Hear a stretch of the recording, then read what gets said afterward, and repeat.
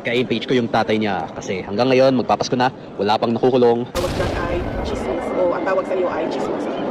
Magandang gabi po sa ating lahat mga kabisdak. Hirap na ho itong attack dog ni Bubuim na ipagtanggol ang pagwalwal ni Lisa Marcos habang nananalasa ang Super Typhoon Tino at Uwan sa ating bansa. Kahit anong palusot, aba ni Mahal, hindi po kami papayag na palulusutin itong kabastusan na ginawa ni Lisa Marcos sa bayan ng Pilipinas. Mga kabisdak, pag-usapan rin po natin itong buwelta ni Vice President Inday Sara Duterte dito kay budlat ang matang may black eye na si Montulfo. Tinawag po na chismosa si Tolfo ni Vice President Inday Sara Duterte. Talagang walang bayag. Impeachment laban kay Bongbong Marcos. Isasampa na po dyan sa Kongreso. Sino po ang magsampa? At pag-usapan natin kung magtagumpay ba ho ito. Isa daming kalyado ni Bubuim na mga buhaya dyan sa Kongreso. Baka matunaw po ito. Pero ganun pa man, pag-usapan pa rin po natin iyan. Like po muna, pa-share, pa-subscribe, at pakipindot po ang inyong notification bell upang lagi po tayong updated sa ating mga video. At sa mga trolls ni Bangag at Baki, mag-subscribe kayo, mga hinayupak kayo. At sa mga nakakaluwag po dyan, mga Pilipino, lalo na po yung mga overseas Filipino workers, na medyo nakakaluwag, nice po nating tumulong sa mga nasalanta ng Super Typhoon Tino at Uwan. Aasahan po natin, ipagkatiwala po natin ang inyong mga maliit, kaunting tulong sa ASMNI Foundation. Nandyan po yung GCash number sa inyong mga screen. Okay, at siyempre supportan po natin ang Birada Aguila. Tuwing Lunes hanggang Biyernes, alas 2 hanggang alas 3 ng hapon. At mapapanood po ako ninyo dyan ng live sa Birada Aguila YouTube channel. Maraming salamat po in advance at mag-subscribe din po kayo. Thank you so much po. Pag-usapan po muna natin itong mainit na issue tungkol po dito kay Montulfo. Dahil pambihira, sineryoso po ito ng Palacio de Polvoron, no? Yung marites ni Montulfo ay gagi, no? Ay inaksyonan ng mga animal. Yung marites na di umano'y naglabas ng mga destabilizer. At si Vice President Inday Sara nga ho, ay pinanser di umano, pambihira naman itong si Montulfo ko. Hirap na nga ho ang mga Duterte. Doon kay Tatay Digong na may mag-aasikaso araw-araw, kinidnap po ninyo eh. Yan pa kaya ang unahin? At saka nunid na mag-destabilize dito sa gobyernong ngiwi ang panga dahil matagal ng bagsak po yan. Sila lang po ang nagpapabagsak sa kanilang mga pangalan. Hindi na po yan may bangon pa. Kaya yung mga destabilisasyon na issue, hindi na dapat yung pinag-uusapan dahil ang tunay po na nag-destabilize ng ating bansa ay sila po mismo dyan sa Palacio de Polvoron, wala na hong iba. O hito, tingnan mo ha. Kapag mga fake news pinapakalat nila sa social media, putya no, talagang siniseryoso nila at pinapaniwalaan. Takin mo yan ha. Basta fake news, laban sa mga Duterte, okay yun sa kanila goods, pinapaniwalaan nila. Pero pag yung mga post patungkol sa bangag admin na puro totoo ay hindi po nila pinapansin. At sinasabi agad nilang fake news. At kinakasuhan agad ng NBI yung mga nagpo-post. Pero ito, pambihira, kakaiba ho itong Simonyo, no? Nag-post, hito. Binigay na di umano nila ang impormasyon na ito. Kaya sa militar anak ng kagwang, ganong katindi ho. Sineryoso ng Palacio de Polvoron. Pakinggan natin itong attack dog ni Bubuim na si Claire Castro. Ito po ay napansin na po ng AFP at nabanggit nga rin po ang mga pangalang katulad ni General Pokis, General Orlando De Leon at saka si Mayor Benji Magalong. Although for confirmation. At iba pa, pati si Colonel Chica na di... Pati ba si Mayor Magalong for confirmation, binasa rin yung ganon. Gamit na gamit si Magalong ng mga animal ngayon. Di umanong sangkot sa usapin ng 125 million pesos na confidential funds ng Vice Presidente. Ayon po sa AFP, sa mga gintong klaseng mga sinasabi, although ito ay nasa social media, at sa kanila po, ito po ay ibinibigay na rin po sa kanilang intelligence community. Iminomonitor, inaalam ang katotohanan. Hindi na po ibig sabihin na nasabi sa social media, ito ay agad na dapat paniwalaan. So kailangan po nilang i-validate. At sa ngayon po, ayon sa AFP, ito po ay pinamomonitor at binigay na po nila sa intelligence community nila. Sa part ng palasyo, ma'am, siniseryoso Sige, tuloy lang natin. so itong ganitong alleged report of destabilization. Thank you. Nasa intelligence community na po yan. Kung meron sila makikita dapat na talagang pagtuunan ng pansin, ito naman po ay hindi tutulugan ng ating Pangulo. Putang ina, mga siraulo nasa palasyo ngayon, no? Narinig nyo? Yung umanong pinopost ni Munyo alias Black Eye Montulfo ay ibinigay na daw nila sa intelligence ng Armed Forces of the Philippines, sa Intel Unit. Anak ng kagwang. Nakakahiya naman sa inyo mga militar. Kayo, Armed Forces of the Philippines, hindi ninyo alam kung ito ay fake news or hindi. Pinapatulan ninyo ito. At ibinigay sa inyo ng Palacio de Polvoron, tinanggap ho ninyo. Putang ina. Ay puta, mas matindi pa pala ang intel ni Montulfo sa inyo kung ganun. Di ba, ilang bilyon po ang intel funds ni Bongbong Marcos? Armed Forces of the Philippines. Na para lusutan lang kayo dito ni Montulfo at mapaniwala ho kayo sa kanyang mga post. Anak ng kagwang. Kayo yan, alam ho ninyo kung mayroong destabilisasyon laban kay Bangag. At yung mga pangalan ba na ito ay totoo ba? Dapat yan mismo, kayong Armed Forces of the Philippines na magsalita, hindi totoo yan. Tuldukan ninyo, i-rebat ninyo, yung mga pinapalabas ni Montulfo ay fake news, ayon sa aming intel community na mayroong bilyones na pundo galing sa gobyerno, ay walang ganon at hindi totoong mga pangalan. Narinig yung sinasabi ni Castro? Putang ina, binigay daw sa intel eh. Binigay sa Armed Forces of the Philippines at iimbestigahan na daw, anak ng kagwang. Sayang lang yung intel funds po ninyo. Sayang yung intel community po ninyo. Kung itong mga post ni Montulfo ay magbibigay ba di umano ng lead para sa inyo, puta, nakakahiya ho kayo. So mas magaling pa si Tulfo sa mga intelligence unit ng gobyernong Bangag, anak ng kagwang. Nakakahiya ho eh. Hindi nyo nire-rebat. Hindi nyo sinasabi na fake news dahil nga atake ito laban sa mga Duterte. Ito ho tayo ngayon eh. Pero kung atake ito laban sa gobyernong Bangag, putang ina, sinasabi nyo agad fake news yan. Huwag po kayo magpanipaniwala sa mga post sa social media dahil hindi totoo. Pero ito nabaliktad. Iniimbestigahan, binigay na sa Armed Forces of the Philippines, anak ng kamuti. Halatang drama po ito ng Palasyo de Polvoron at pinapalaki po nila at ipapalabas po nila na mayroong mag-destabilize sa gobyernong ito. Wala na nga ho eh. Walang destabilisasyon laban sa Bangag, walang mga taong personalidad na involved po dito. Kayo po yung nag-destabilize ng ating bansa. Wala pong alam dyan yung mga pinangalanan ho ninyo. Yung Mayor Magalong, tangina, ginagamit ho ninyo, no? Ayos ah. Yung pagbagsak ng ekonomiya at gobyerno, wala pong pakialam ang mga pinangalanan po ninyo dahil hindi po sila kasama sa inyong administrasyon. Kung babagsak ba ng gobyernong Marcos ang pamahalaan na ito, kagagawa niyo po yan. Agad po sumagot si Vice President Inday Sara dyan. At tinawag po na chismosa itong si Tulfok. Chismosa mo lang, bayot talaga ho. Ito, pakinggan po natin si Vice President Inday Sara Duterte. Narito po ang banat ni Inday. Sabit season lang sa disabilitation flat sa government election. Kasi yung mga ganyan na kung napapansin nyo, ako ay hindi talaga ako nagbibigay ng mga aligasyon kung wala akong ebidensya. No? So, yung mga ganyan, kapag meron kang aligasyon, wala kang ebidensya, ang tawag dyan ay chismis o ang tawag sa iyo ay chismosa. Aray ko, Tulfok! Wala nang kwenta itong si Montulfo. Talagang chismosa na chismosa ang datingan. Kinaladkad nga ho siya sa social media eh. Alam naman yan ng taong bayan kung sino yung nasa likod kay Montulfo. Ito kasi si Montulfo, naalala ko, putangin na to eh, napunt pa to ni former President Duterte eh. Noong panahon ng Duterte admin, may katungkulan yan eh. Ngayon ay panaybanan siya sa mga Duterte kasi may pangarap siya ma-appoint ng gobyernong Marcos. Ang problema, medyo matagal na ho eh. No? Mag 4 years na si Bangag sa Malacanang, wala pa rin siyang pwesto. Ang dinig ko nga ho, gusto niya magiging PCO secretary. Kaso hindi naman siya pasado sa panlasa ng mga Bangag. Pero malamang ito, nakikita natin, no? Dumidiga rin eh. Dumidipinsa rin kay Bongbong Marcos, umatake sa mga Duterte. Kailangan niya gawin talaga yan para ma-impress sa kanya si Baki. Kagayang ginawa ni Claire Castro, araw-araw bumabanat, Duterte. Kasi nga, isa yan sa mga papel nila. Pag hindi ma-impress si Lisa sa kanya, tanggal ito. So itong si Montulfo, nagpapa-impress po. Kaso nga lang, mali-mali yung birada, halatang halata na may karga ba? Ito, tanong lang din ho natin. Total, marites rin naman si Montulfo. Mon, magkano ba yung bigayan dyan, Mon? May kasama bang kondo at may kasamang raptor? Naalala ko si Mike Abe, putang ina, may raptor, may kondo. Sarap ng buhay ng mga bubunis ng Tanganista eh. Nabubuhay sila sa tax ng bayan. Galing sa nakaw. Putang ina, mahiya kayo sa mga balat ninyo.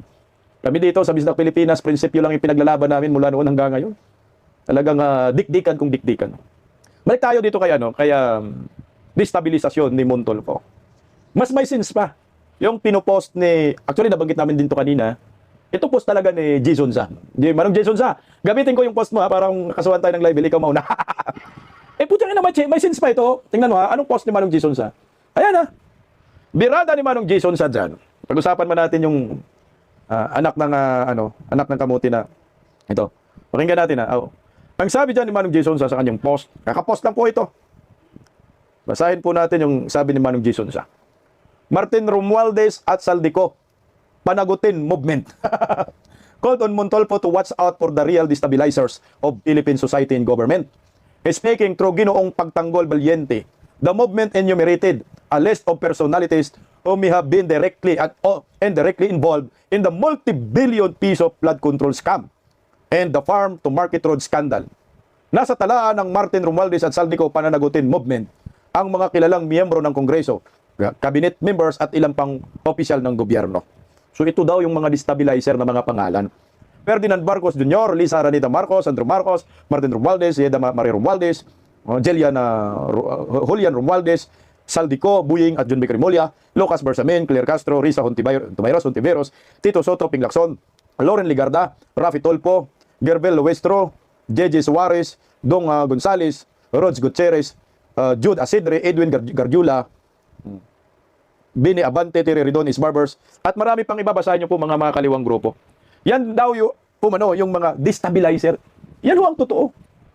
Kasi pag sinasabi mong destabilisasyon, nagpapabagsak po yan ng gobyerno. Eh sino ba ang nagpapabagsak ng gobyerno? Sila. Yung mga nasa listahan. Ang ganda ng panahon ni Duterte, tinarantado ng gobyernong Marcos. Yung pagbagsak ng ekonomiya, sinong may dahilan? Sila. Lahat ng sisi dapat. Pagbaha, sinong may dahilan? Sila. Pag-atras ng foreign direct investment, sinong may dahilan? Sila. Paghina ng piso kontra dolyar, sinong may dahilan? Sila. Ayun, totoo niyan. Tingnan mo, tingnan mo ha. Ito yung mga halimbawa ng pagbagsak ng gobyerno. Ayan o. Piso to stay weak through 2026 due to corruption scandals, says research firm. Ngayon, sino may dahilan yan? Yung mga pinangalanan ba ni Montolfo? Hindi. Kayo yan sa Palacio de Polvoron. Kayong mga nakaupo sa gobyerno ngayon ang totoong destabilizer. Dahil hinayaan po ninyong lalagapak ang ekonomiya at babagsak ang ating bansa. At hinayaan po ninyo ang kaliwat ka ng pangungurakot. Bakit nyo isisisi sa mga Duterte, anak kayo ng tipaklong? Kasalanan nyo yan. Hindi kasalanan ng mga nagkikriticize sa inyo. Hindi kasalanan ng mga totoong oposisyon na batikos ng batikos sa gobyernong Marcos. Dahil yan ang totoo. Parte po yan ng freedom of expression at freedom of speech. Yan ang maliwanag. Tingnan mo, nasa katinuan pa ba kayo? Nasa katinuan pa ba ang gobyernong ito? Bagsak ang ating ekonomiya. Pero yung mga kawatan sa gobyerno nagparti-parti sa panahon ng bagyo, super typhoon. Di ba ho? Si Lisa Marcos, anong ginawa ho niya? Noong kasagsagan ng super typhoon Tino at Uwan. May sariling mundo ang animal eh. Meron ginawa kayong book launching. Nagparti-parti kayo. Tapos ngayon, itinanggi pa ni Claire Castro na umano'y nagparti-parti itong si Lisa Marcos. Hindi nyo kasi yan may tago. Ang problema po sa inyo, gagawa kayo ng pagwawalwal, pinupost pa ninyo sa social media. Yan yung problema ko sa inyo. O siyempre, ang taong bayan, hindi pwedeng papalampasin itong inyong pagka-insensitive na mga opisyal ng gobyerno. Nasa Malacanang kayo. First family po kayo. Kayo po ang representante ng mga Pilipino. Kayo po yung modelo. Pagdating sa mabuting asal, wala eh. Kalapastangan yung ginawa ho ninyo. Pera ng bayan po yung ginagamit ho ninyo dyan. O ito. Pag-usapan natin, no? Yung palusot ni Claire Castro. Kasi natanong po yan eh, ng media. Kung ano ba ang ginawa ng mga opisyal ng gobyerno sa panahon ng kalagitnaan ng bagyo. Pero alam nyo, itong si Claire Castro, sabi ko nga ho sa inyo eh, walang araw yan na hindi mabanggit ang Duterte. Putangin ano, sinisi pa ka-inday. Nakakagwag. Pakinggan natin muna, kaunti lang, anak ng kamuting si... Good morning. Nowadays, the public is quite bent on monitoring kung sino po bang mga government officials yung tumutok sa bagyo and sino yung hindi. How does the palace respond to criticisms against the First Lady's events last week in the wake of Typhoon Tino's onslaught in Central Visayas and other parts of the country? Ito po yung book launching as well as yung isang concert sa one of the mansions here in the Malacanang compound. Tingnan mo ha, ang linaw-linaw ng tanong, putang ina, hindi makuha-kuha. Ano po yung response ninyo dito sa book launching na kinikriticize ng mga Pilipino at nag-concert pa kayo dyan sa Malacanang? Tingnan mo ha. Ang sagot, Duterte may kasalanan. Animal tong hayop na to. Okay, pag sabi po natin book launching, dapat malaman natin, ano ba nilalaman ng libro na to? Ito po ay pag-angat, pagkilala, pagpupunyagi sa mga nakaraang first ladies ng bansa. Ito ay pagkilala sa mga angking talino, kagalingan, naiambag ng mga kapwa nating Pilipino. Hindi po ito, ang isang event na to, yung mga events na dinaluhan po ng unang ginang, ay hindi po isang parting pansarili lamang. Putang ina, hindi daw party pansarili lamang. Ito daw ay pag-angat ng mga first ladies. Pag-angat daw. Ano pag-angat? Umangat tayo. Umangat ang bansa. Anak ng kamuti, kabagsak ng ekonomiya, umangat pa. Anong naitulong dong sa book launching na yan? Meron ba? Nagmura bang bilihin? Nakatulong ba sa mga nasalantayon? Anak ka ng kagwang ka. Papamurang taong bayan sa'yo, Claire Castro. Oh. Hindi po ito pagdalo, pagpunta sa isang resort para mag-swimming. Hindi po ito susuot ng mga costume katulad ng Snow White para mag-party-party. Ang tanga mo! Hindi, Sara na naman. Hindi daw ito katulad ng Snow White na magsuot na mag-party-party. Anak ka ng kagwang ka. Pag-swimming daw. So, yung mga nakaraang bakasyon, ni Inday Sara, pagpunta doon sa Bicol, hindi ka pa rin nakamupon yun? Na bumisita kay Inday Sara at nag-side trip si Inday Sara doon sa beach resort ng ending sa Bicol? Putang nantakal na nun ah. Ginamit mo pa rin yan pang atake sa mga Duterte. Anak ka ng kagwang ka. Yung Snow White, nainggit ka. Ginamit mo. Undas yun. Wala pang bagyo yun, anak ng kagwang ka. Ano siya, party-party. Dapat, nag-costume ka na sana din, ng tsaki. Sabagay, hindi na rin kailangan ito ng costume. Yung amo niya si Baki, hindi na rin kailangan ng costume. Nakakatakot na eh. Talagang Halloween na Halloween itong mga mukha na to, kahit walang Halloween eh. Wow, ang tindi mo, Claire. Ito po ay pagkilala mismo sa kapwa nating Pilipino. Habang ang Pangulo naman po at ibang mga cabinet secretaries ay tumutugon sa mga pangangailangan ng ating mga kababayan. Kanya-kanya pong responsibilidad, kanya-kanya pong obligasyon. Kaya po, hindi po dapat mabigyan ng kritisismo kung ano man po ang ginagawa ng punang ginang sa pagtaas at pag-angat sa mga angking talino ng ating mga kababayan. Mas pipiliin po ba nyo na i-criticize ang nag-aangat sa kapwa Pilipino kaysa doon sa mga nagbabakasyon lang at nagsiswimming sa mga resort? Tanga mo. Si Inday Sara nagbabakasyon ng bagyo. Lulo mo, madam. Kaliwat ka ng tulong si Vice President Inday Sara sa mga nasalanta. Ang tangingot mo, tulog ka. Tangin na yung mga resort na yan, yung sa Bicol yan, alam ko. Matagal na yan, putang ng issue na yan. Binalik pa niya. Ang pinag-uusapan ngayon, panahon ng bagyo, anong ginawa ni Lisa? Ang ginawa nagwalwal, anong nakakatulong sa pag-angat ng kababayan? Putang ina, hindi po yan nakakatulong. Yan ay pansariling interest ng mga alta-alta, mga oligarkiya kasama ho ninyo dyan. Hindi yan po nakatulong sa mga Pilipino, nakatulong po sa yabang ninyo, sa katarantaduhan po ninyo, nakatulong po yan sa personal interest po ninyo. Yan ang tunay. Anong palusot nyo dyan? Ma'am, follow-up question lang po. How do you respond to comments saying that it was quite tone-deaf, insensitive, and that the Correct. events could have been moved or rescheduled to a different date so that more government assets could have been Tama. focused on the typhoon response? Muli, ang sabi nga po natin, kanya-kanya pong obligasyon. Ito naman po ay hindi nakasagabal para sa pagtulong sa ating mga kababayan. Ang Pangulo at ang mga cabinet secretaries ay tumugon ng walang pag-antala. So kung ito naman po ay naganap para iangat ang kapwa nating Pilipino, hindi lang po siguro ito masama. Mas hindi magandang tignan at mas magandang i-criticize ang mga leaders na nagbabakasyon lamang ng walang dahilan. Tangin na, nagbabakasyon, kaalyado mo, nagbabakasyon. Si Prasco, yan ang nagbabakasyon. Pero si Vice President Inday Sara, ayan, 24/7 yung tulong sa bayan. Pinakauna na tumulong. Claire Castro, naintindihan ko po yung katanungan ng media. Ikaw, hindi mo naintindihan. Ang sabi doon, animal ka, kung Pilipino ka, maging sensitibo ka naman sa mga nasalanta ng bagyo. Hindi ho po pwede yan. Di ba sabi ng media, i-move na lang. Pwede mo naman i-move sa ibang araw pagkatapos ng dilubyo. Hindi yung kasagsagan, mantakin mo yung bagyo 456 po eh. Super typhoon po yan, Tino. Ang buklunching ni Palaka, ganun din, November 6 din. At pagka November 7, nagpa-concert pa ang Hinayupak. Utang ina, matanggap po ito ng taong bayan. Anak ng gagawang hirap ay harap-harapan tayong ginagago dito. Ito to Claire Castro yung sinasabi ng media na utang ina, hindi ba ho kayo naging sensitive diyan sa Palasyo di Polvoron na habang yung mga tao binabaha, na wala ng bahay, yung mga pamilya namatay, gutom inabot, ay puta ina, nakuha ba rin yung magsaya dyan? Party-party? Yan, hindi yan party-party. Anong tawag dyan? O sa ganyang lagay, hindi pa yan party-party? Mamahaling pagkain? Hindi pa ba walwal? Nagpo-concert kayo, hindi pa ba party-party yan? Anong tawag dyan? Putang ina, kakaibang party-party. Paano pa kaya pala ang party-party ho sa inyo? So ito, hindi pa ho ninyo matatawag na party-party to. So ano pa talaga ang mukha ng party-party sa inyo? Mas malala, mas magagarang nga gastos. Nagpa-concert na nga ho kayo dyan eh. Yung party-party ho ninyo. Tapos ngayon, ang bato ninyo, inggit kayo sa Snow White costume ni Inday Sara. Hindi nag-costume sana kayo din ng Chucky. Suot nyo kay Baki. Yan ang pagiging sensitibo. Putang ina, papalampasin pa rin ito ng mga Pilipino. Papalusutin ba natin itong palusot ni Claire Castro? Na umano'y nakakatulong daw yung ginawa ni Lisa Marcos na iangat ang kababayan natin. Putang ina, kayo lang ang mga tiyan. Yung kababayan natin nandun ho, nalulunod. Kayo, uminom kayo ng mamahaling alak, masasarap na pagkain, kita ho ninyo yan. Sila ba, ipapainom po ninyo? Puta, wala kayong mga puso, mga hinayupa kayo. Dapat kayo pagkukulong, pagdating ni Inday Sara maging presidente, day, huwag niyong palampasin to, day. Kalapastangan na po ito sa bayan. Masyado na pong tinarantado ang mga Pilipino dito. Pilit po tayo, binubulag, pilit po tayo, pinapaikot, pinapaniwala na walang masama yung ginawa ho nila. Putang ina, ang laking kasalanan po yung ginawa ho ninyo sa bayan. Nag-i-enjoy kayo, samantala talagang, tingnan mo naman yung baha dyan. Ang kagagawa ng flood control, lumaragasa. Tapos kayo ang sayaho ninyo, hindi nyo alam na may super typhoon parating. Hindi nyo alam na tapos kakatapos lang ng super typhoon at nag-concert pa kayo. Magkano kaya yung alak na yan? Yung nakalagay sa baso. Tingnan mo yung bata, kawawa Ayan Kaya nyo po isikmurain yan. Nagbibideo okay, concert kayo dyan, nagiinuman, samantala yan. Mga Pilipino po yan. Yan po yung anak ng kamuti. Hindi po katanggap-tanggap yung rason ni dito, ni Claire Castro. Na yung ginawa daw ni Baki ay pag-angat sa kababayan. Walang pag-angat po doon.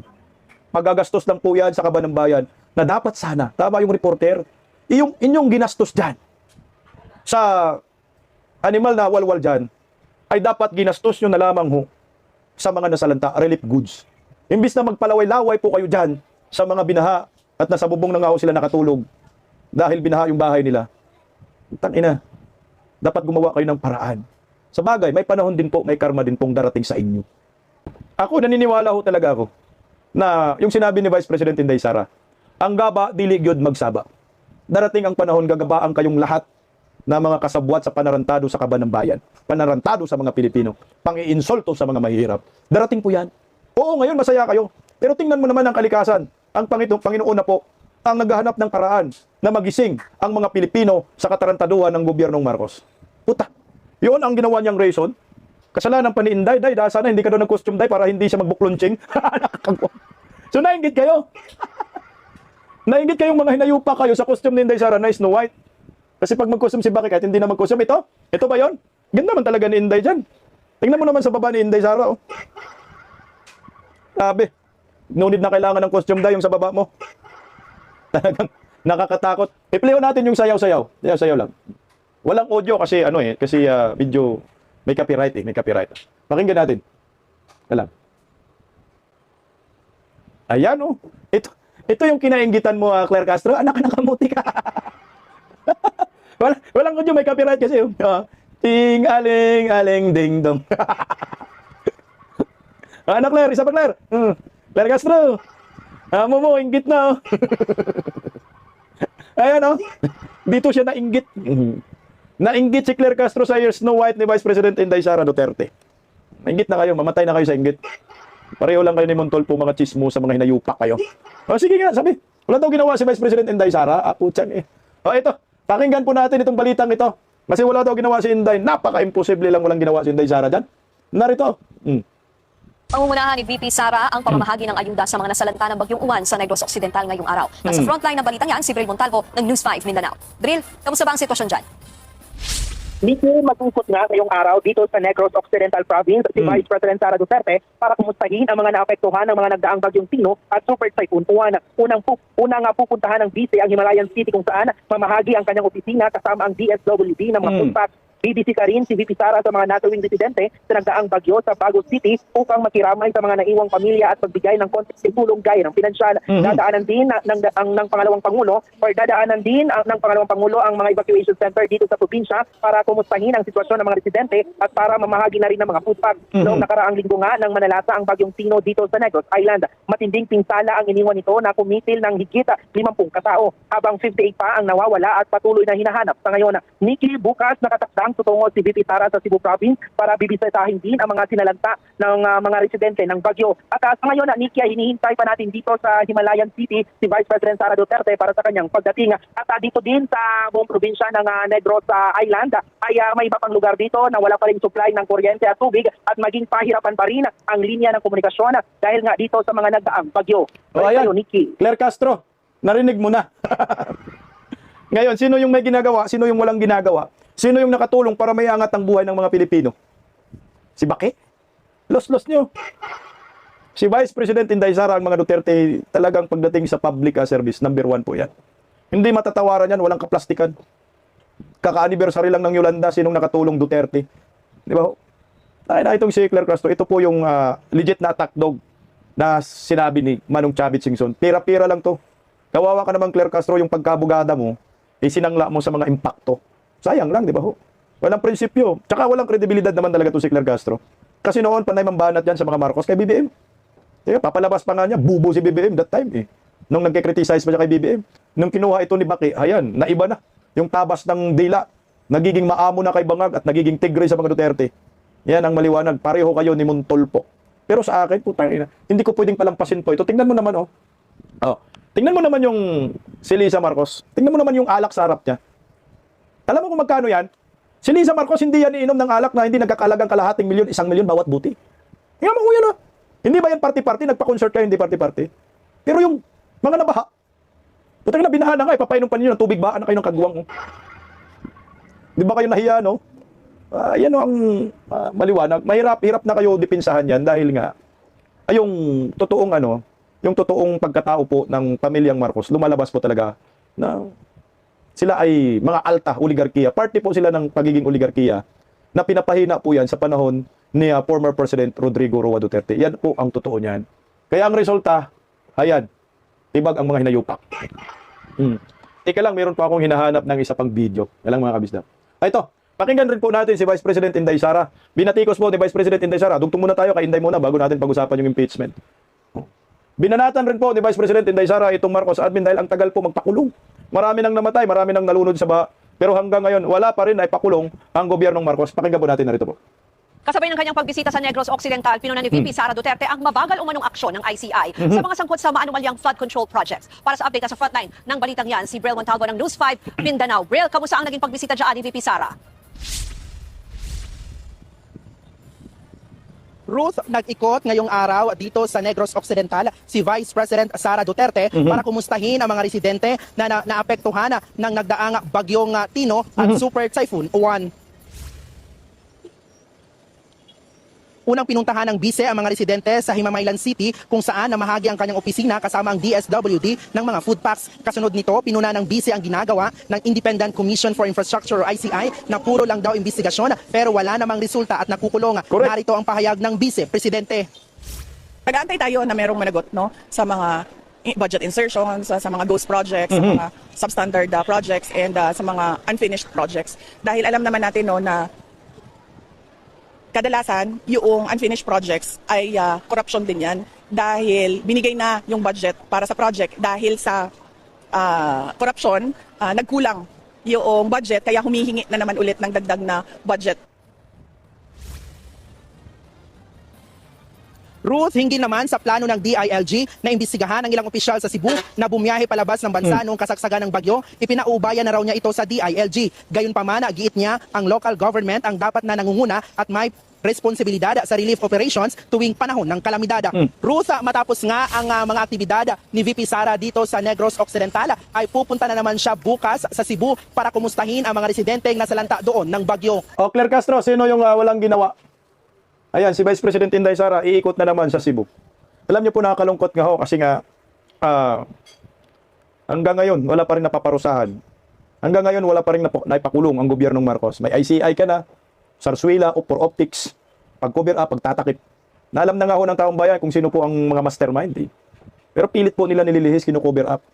Ngayon, naglabas sila ng statement na di umano ay si Saldico kakasuhan, pati yung SunWest, ayon kay Boeing, ha? Kasi wala na, wala nang naniniwala sa kanila. Wala nang naniniwala sa ICI, investigasyon. Wala nang naniniwala. O ito ngayon, yung Blue Ribbon Committee ni Panfilo Lacson. Teka lang, ha? Blue Ribbon Committee ni Panfilo Lacson. Ito, bumalik si Ping Lacson sa pagka-Senate Blue Ribbon Committee. Kasi yung script tapos na. Teka lang, ha? Teka lang, guys. Pag-usapan rin po natin ito mamaya. Ayusin ko lang konti. Ayan. Tingnan nyo, ha? Yung Senate Blue Ribbon Committee, yun po yung sana inaasahan ng taong bayan para malantad ang totoong mga sindikato at mastermind. Na alam naman natin yan. Ang problema kasi ito si Panfilo Lacson, nagpagamit din po eh. Pero ito sa pagbabalik niya kasi di ba binatikos, binira ni Senador Marcolita yan. Uy, bakit ayaw patawag si Saldico? Bakit ayaw patawag si Romualdez? Bakit ayaw may patawag yung 17 kongresistang pinangalanan ni Sara Diskaya, ng mga Diskaya, Corley Diskaya? O ito, siguro natapos na yung script. O ito si Lacson, ipapatawag daw niya yung mga kongresista, pakinggan natin. May commitment po ba si dating Speaker Romualdez na atin? Wala, but after the election this afternoon, we'll back it down to work. And then kasama doon yung pagpapadala ng invitation through the office of the Speaker of the House of Representatives. Siya, plus yung 17 congressmen mentioned by Diskaya Popon, including Congressman Eric Yap. Yan yung imbitahan namin through the Speaker. Sir, yung very important darating witness. siya. Okay, nabigyan naman ng affidavit. As of now, May affidavit na ho siya meron na-submit. siyang affidavit, draft affidavit. So ngayon, si Romualdez, hindi darating, walang commitment. Pero inimbitahan. Pati yung 18, inimbitahan din. Ay, 17, no? Pang 18 si Tambaloslos. Pero ito bago, yung di umanong si, surprise witness, oh. Sino kaya? Yung nayupak na yan. What about Saldico? Si Saldico, we're extending our invitation kung po pwede siyang mag-participate via Zoom. Of course, kung nasa abroad siya, as we all know, most probably he's abroad. So, hindi magiging valid yung kanyang testimony unless nando siya sa premises ng embassy, Philippine Embassy, doon sa lugar ng kinaroroonan niya. If not, Puta, via Zoom, ha? Papatin si Saldico via Zoom. Naalala ko kay Pastor Kibuloy, hindi pinabaya Zoom, anak ng kagwang. So, ito na yung script. So, doon daw sa embassy, pwede mag-via Zoom, anak ng pwede kagwang. naman siya mag-testify. And then, pwedeng after the testimony, pwede niyang ipa-affirm yung nilalaman ng kanyang salaysay, yung kanyang testimony sa isang consul kung saan sa Manila. So may ganung arrangement na with him, Yun sir? ang gagawin namin. Punta, special treatment, Kung ha? hindi siya makapunta sa embassy physically para doon siya mag-testify, para maging valid yung kanyang testimony, even after testifying, pwedeng i-affirm through a consul na yung kanyang tinestify, maybe, alam Friday, tapos pumunta siya ng embassy or consulate ng Saturday, pwede niyang i-affirm doon na lahat ng tinestify niya truthful, at saka yung wala siya idadagdag, walang babawasan doon sa kanyang tinestify. Ibig sabihin, sir, meron kayong communication with Wala. Sadico? Wala. So, paano po yung Doon sa arrangement? kanyang address. So pagka mayroong feedback, so paparating namin na actually doon sa letter of invitation, indicate namin yun. No, kung hindi siya pwedeng physically maka-attend, papayagan namin via Zoom because we already did this in the past. Doon sa mga primary hearings, di ba? So yun ang aming plan. Tang-inumin mo, Lacson, wala kang Sir, kwenta. sabi niyo ba, crucial daw yung... Wala kang kwenta, Pig. Ba't mo binibigyan ng special treatment itong si Saldico? Paano pong gusto siya dito? Isipin mo, kung hindi daw makapagbayasum doon sa mga konsulada, pwede sa bahay lang. After ng bayasum niya, ano lang, parang tawag yun. Panutarya, pa-testify doon sa konsul. So sino magdadala doon? Hindi na si Saldico. Yung abogado na ni Saldico, anak ng kamuti, ginagago tayo. Alam mo, ang hirap niya na, kasi hindi po maisyuhan ng warrant of arrest nitong si Saldico. Hindi po masabpina, hindi po mapilit na lumabas ka kasi may bayasum. Intindi mo, Panpilo Lacson, na talagang hindi po maaresto. Hindi makansila ang pasaporte, hindi ma-issue ng warrant of arrest dahil binibigyan ng special treatment ni Panpilo Lacson itong si Saldico. O, tingnan mo. Yan yung script ho nila. So paano maparusahan? Paano mapauwi? Hindi na uuwi. Walang warrant eh. Paano magka-warrant? Ibayasum pwede. So ligtas na naman si Saldico, anak ka ng kagwang. Ito na nga yung sinasabi ni Vice President Inday Sara na isang katarantaduhan po ito. Itong ginagawa, puro optics, puro sarswila lamang. Tingnan mo kung kay Saldico hirap na hirap sila ibaon at maimbita dyan sa Senado, pati si Martin Romualdez, hirap na hirap sila kasuha nila, ibahin naman natin. Pagdating sa kaalyado ng mga Duterte, talagang pinupulis po nila. Kagaya si Senator Ronald Bato de la Rosa. Anong ginagawa ngayon? Hayan, tinatakot ng ICC na mayroong warrant of arrest na daw. O pakinggan natin yung balitang ito. Ganito ho sila katindi maglaro. Ang dumi. Pinag-aaralan na ng Department of Justice ang mga legal na hakbang sakaling ihain daw ng International Criminal Court ang warrant of arrest laban kay Senator Bato de la Rosa. Si de la Rosa ang nagsilbing PNP chief noong war on drugs. Ayon sa DOJ, posibleng gawin ang surrender o kusang pagsuko sa senador. Gaya ng ginawa ng arestuhin ng ICC si dating Pangulong Rodrigo Duterte. Intindi. O di kaya extradition o paghiling ng isang bansa para isuko sa kanila ang taong pinaaresto. Wala pa rin daw natatanggap ang DFA kaugnay ng red notice mula sa Interpol. Nitong weekend nang umugong ang balitang pagpapaaresto umano ng ICC kay De La Rosa. Pero ayon sa DOJ, wala pa silang natatanggap na opisyal na kopya nito. Tingnan mo nung ginawa kay former President Duterte, yun din yung gagawin nila kay Bato. Kapag tayo ng liwanag ng script. Pakinggan natin yung Department of Justice. Yeah, actually, if you're talking about the possibility of the arrest and the possibility of probably having or raising the issue of immunity, there's no such thing as immunity even if you are a legislator. Now, of course, there are certain restrictions. If the penalty is more than 6 years in one day, then the same cannot be implemented during the time when Congress is in session. But certainly, there's no restriction as to the arrest. If, for example, they are on recess, although we have heard the good senator already make some statements before that he would seek possible asylum or refuge in the Senate. We do not know if that is a position that he still would be taking at this time. But certainly, that is one matter that can be or that will be taken into account in deciding what action or what course of action the government will take.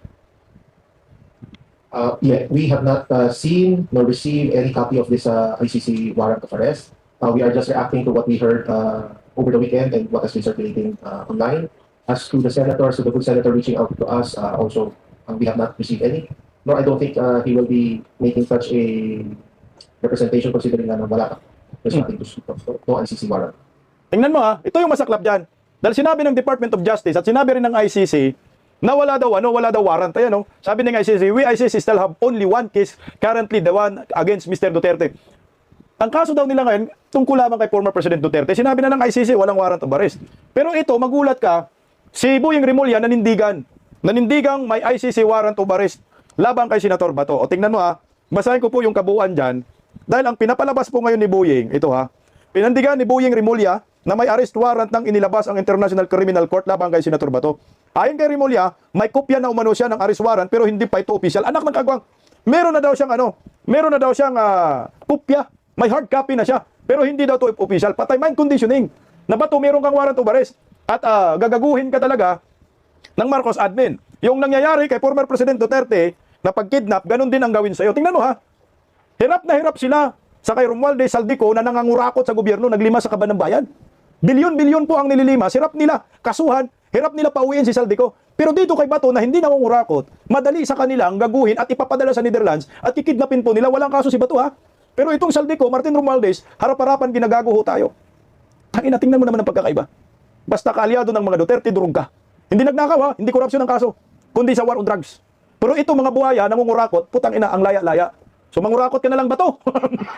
Kasi nga, hindi ka man makasuhan eh. Oh, pinapalayas lang ang mga kurakot.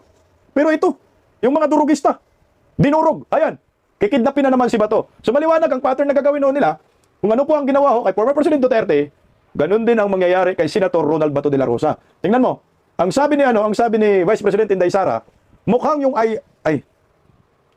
ulit-ulit, sa ano pala yun, sa ICI, hindi sa ICC, nakapareho po kasi. Alam niyo ho, no, para sa akin, hindi ko pwedeng magkumpiyansa si Senator Ronald Bato de la Rosa dito. Talagang bibirahin ka dyan, Senator Bato.